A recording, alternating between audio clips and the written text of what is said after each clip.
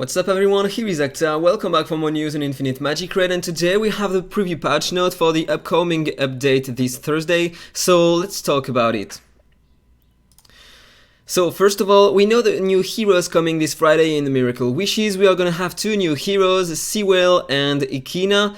They are both from the new faction here. If I go on the gallery, they are gonna be added here. Two new legendary heroes here, Sewell and Ikina, and also we are gonna have one epic hero here, Gora. So we have the details of the skills of the monsters, but I'm not going to talk about them in this video because I want, as always, to wait for the publication of the patch note in order to have the support and be sure that it won't change. So as soon as I have the details, I'm going to do another video to present the new heroes. In the banner with Sewell and Ikina, we are going to have Hezonia, Slevel and Huff. Slevel is pretty nice. If you don't have AhkTaar on your team, she can... let me show that to you. She can increase the attack of all your heroes by 40% here, and she can deal a lot of damage, especially if you have the exclusive 3. If you kill an enemy in arena, for example, the enemy can't be revived. This is a great skill. The only hero in the game at the moment who can put an anti-revive on heroes. Pretty nice for the arena. And Huff, if you don't have AhkTaar, he is a great hero. I was using him before having AhkTaar with my direct damage team because he can lower the defense and the tenacity of one single target by 60%, which is pretty huge. He can inflict a lot of HP burnings in AoE, feebleness 1. He is a great hero, especially if you use him in dungeons, waves and arena. With the hunting mark, you can get an extra turn on your DPS when you kill the enemy with hunting mark.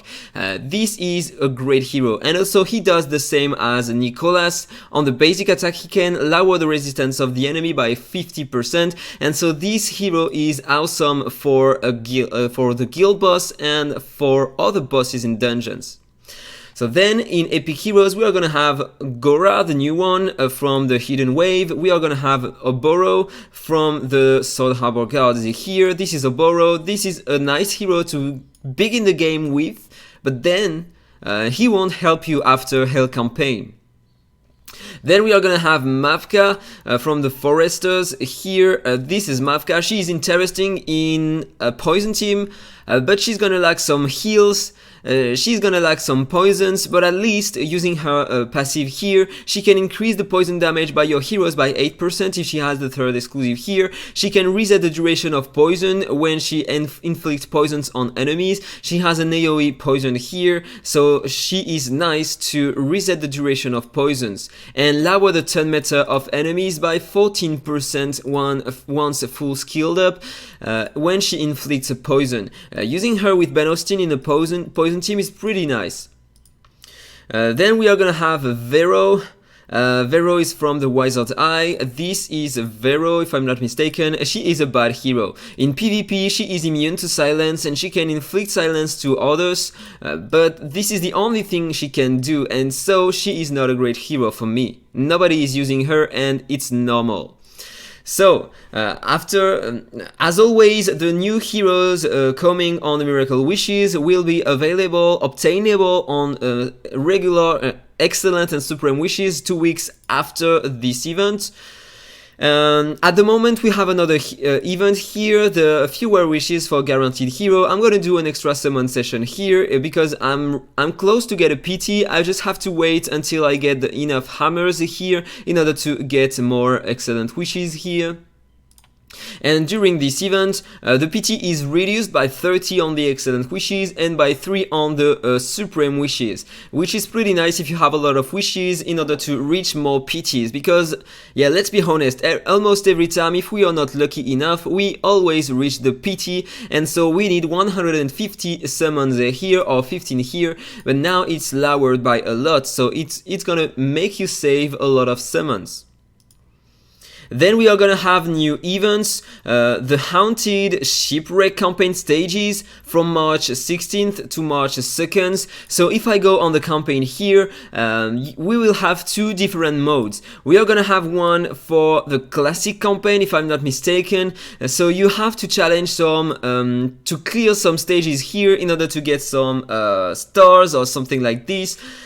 Some points, sorry, not stars, and depending on the number of points you get, you are also gonna get some rewards, which is pretty interesting. And you're gonna have the same for for the master campaign, but apparently we will be able to obtain a lot of points even by clearing the first stages here, so it's gonna be achievable normally.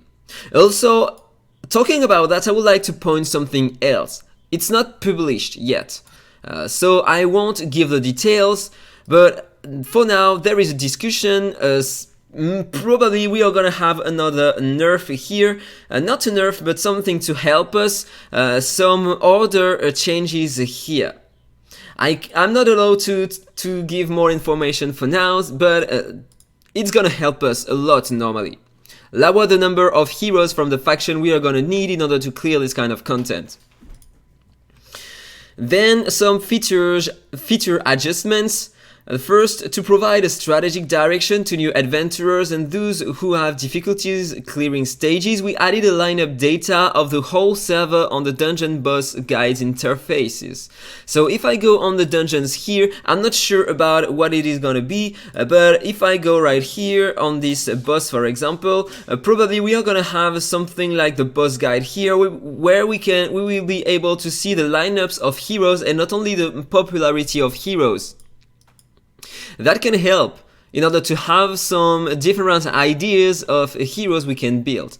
So this is interesting. Then they are gonna add a new tag for hero, HP deduction. Maybe in the gallery we will be able to see the new tag here. Hero deduction. We have some heroes, for example, if I go on the red mark, if I go on the mythic, not on mythic, on legend heroes, where is Agatha? Agatha is here, and probably she's gonna have the new tag here, because if you have a look to her skills, with the counter skis, she can reduce the owner's max HP by 16%, so it's pretty interesting. Then adjusted the maximum number of deputies in the guild from 2 to 4. So if I go right here, at the moment we can have only 2 deputies. I'm the deputy of my guild. We will be able to have 4 deputies in every guild.